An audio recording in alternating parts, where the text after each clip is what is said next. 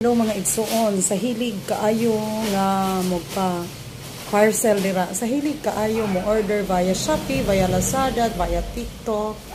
And sa tanan natong mga kaigsuonan niya na ay mga orders. Ang atong riders, atong panggaon, ang atong mga riders, atong panggaon, atong ayuhon pag entertain kay kana sila igo ra gid in taon na sila nga sugo igo ra gid na silang trabaho sa ilang nga mo deliver mo ra gid na ilang trabaho wala sila ilabot sa kanang parcel nimo kung unsay di na sila liable, dili na sila accountable kung naunsa ang imong parcel. So ato lang gid in taon nga ayuhon nato pagtratar kay tao sada sila sama nato nya nanginabuhi sada sila. So ayuhon nato pag tratar ang atong mga riders, no? So shout out sa J&T Oslob na atay delivery na ato dapit sa asa ganito siya sis? Asa to dapit ang delivery ninyo?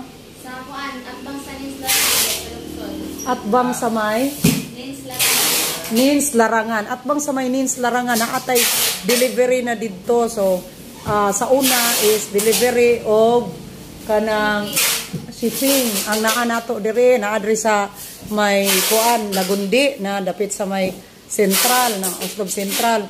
Karon is naatay delivery gihati na nila naa didto sa may atbang sa may Nins Larangan. And ang ato ang pa-shipping is kung gusto mo mag-shipping mga taga Oslob and Buloon and around Santander, diretso aron dili makalas yung plite, diretso sa may kanang unahan sa hunong mo diri sa Oslob District Hospital nga eskina. So, kung magpa-shipping, magpadala ta na mga document, na mga unsay padala ninyo sapo, mga ginit, mga bukong. Ata dire, ni anak ninyo dire ipadala diretso sa shipping area sa JMT sa may eskina sa Oslob District Hospital ining Akasya.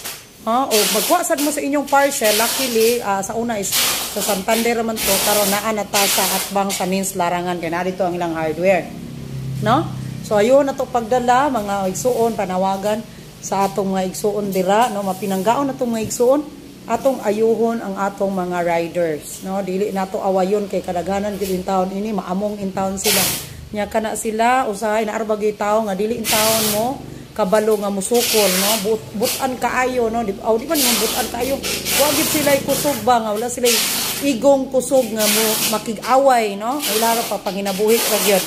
So kinahanglan kita mapasinsahon o ayuhon nato pag istorya kay madala ra gid na tanan sa istorya mga igsoon. Di lang gyud ta mag binabaay, di lang gyud ta magpasakit og pulong kay di man tanan pareha nato nga naay isog og panabot na isog og galamhan nga mosabot ra pod basig mahisumbagan ta dili oras, no? Mapuspusan ba ta og nang tubo nga dili oras, no?